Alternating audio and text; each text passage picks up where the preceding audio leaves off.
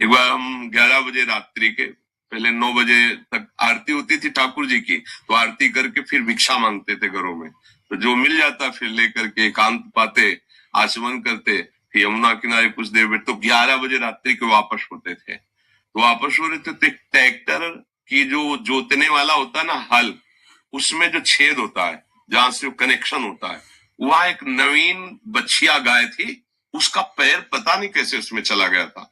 जेवी दृष्टि गई और कोशिश कर रहे, फिर हम दौड़ गए, उसका पैर ऐसे पकड़ा, अगर ही इसने थोड़ा भी हिलाया तो टूट जाएगा, क्योंकि पूरा सेट हो गया था।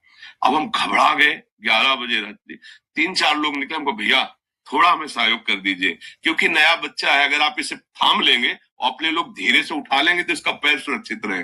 चीखते रहे, वो देखे भी नहीं, ऐसे पास से निकल गए, देखे भी नहीं। अब हम कहा अगर हम छोड़ते हैं तो क्या होगा, ये चढ़ाएगी और टूट जाएगा, अब क्या करें, कितनी देर बैठे रहेंगे। अच्छा, हमारे में इतना बल भी नहीं, वो पशु है और सयानी थी, पर नया बच्चा था, तो हम कहा क्या करें। तो बगल में एक बड़ा गेट लगा हुआ था, हम सोचा इसको भड़बड़ाएं, तो जे ही छोड़कर भड़बड़ाने गए, इसने ऐसा किया कि पैर बस हृदय में कि अब क्या कर सकते हैं, बस फिर उदास होकर चल दिए कि अगर वो 4 लोग मुझे सहयोग दे देते तो 5 थे, 5 तो इतना कर देते कि पीछे का हिस्सा तो उठा ही सकते थे, उठा लेते, वो बच जाता, सीधे निकल जाता ना, वो बच, उसको कंट्रोल करने की जरूरत है ताकत के द्वारा, वो हिले डुले ना, किसी ने सहयोग नहीं किया। तो ये तो मतलब आज हमारे समाज में इतनी स्वार्थ बुद्धि होती कि कोई किसी को मार रहा है, हमें क्या मतलब है, कोई किसी के साथ गंदा व्यवहार करने के, हमें क्या, क्योंकि हमारी बहन तो है नहीं।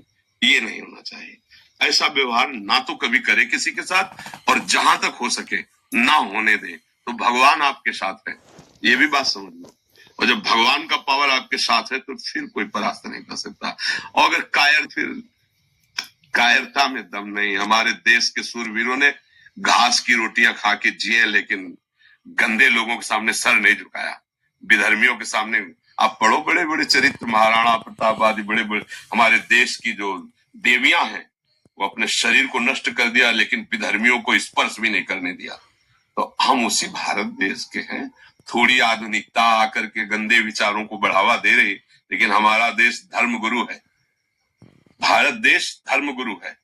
यहाँ एक से एक महापुरुष पैदा हुए हैं। जब तक अपने प्राणों का मोह रखा जाएगा तब तक धर्म पर चलना कठिन हो जाएगा।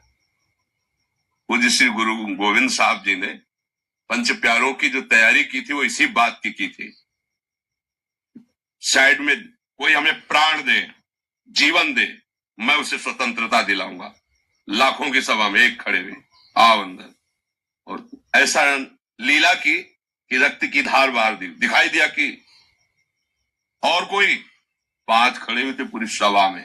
तब कहा था 1.25 लाख से एक को लड़ाऊंगा, क्योंकि इन्होंने प्राण समर्पित कर दिया ना, इनको ऐसा बनाऊंगा कि इनके सामने 1.25 लाख भी नहीं टिक सकते।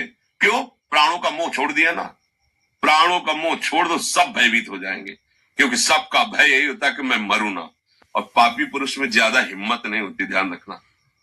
हम लोग केवल प्राणों के भय से भयभीत होकर अधर्म सह रहे हैं।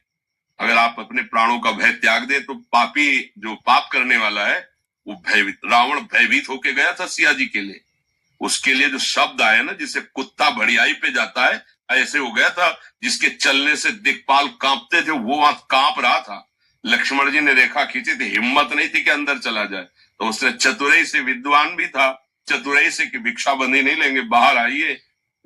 तो धर्म से चलने वाले में एक पावर होता है भागवतिक, और अधर्म से चलने वाले में एक भय होता है, पर वो दिखाता भय है, वो भयभीत होकर भय दिखाता है, हम लोग भय मान जाते हैं। नहीं तो अधर्माचरण जो हो रहे हैं ना, इनमें बहुत कुछ बचाया जा सकता है। अपनी बहन मान करके अगर हम देखेंगे तो बहुत कुछ हम कर सकते हैं, लेकिन जब हम ये देखते हैं कि अपनी नहीं, तो हमारा गंदा जो भाव है वो हमारे आसपास फैलता है। जैसे भागवतिक भाव है ना, वो आसपास के वातावरण को सुधारता है, ऐसे हमारा गंदा भाव। आज हमारा नया समाज स्वसुख वासना में इतना लिप्त हो गया है कि दूसरे की रक्षा करना भी धर्म है, दूसरे को बचाना धर्म है, ऐसी सोच ही नहीं रह गई। वो खुद ऐसे आचरणों में युक्त हो गए। तुम्हें अपना शरीर प्यारा है तो दूसरा का शरीर, और तुम उसी शरीर के साथ कैसा व्यवहार कर रहे हो, तो वो लोग रक्षा करेंगे। तो वो लोग है कौन? हम ही लोग।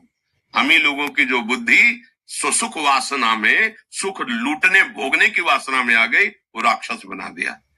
हाँ, धर्म से युक्त सुख भोगो, भगवान ने बनाया, धर्म का एक मर्यादा रखी, उससे आप, अन्यथा फिर नहीं। इतना तो मनुष्यता होनी चाहिए, इतनी तो होनी चाहिए।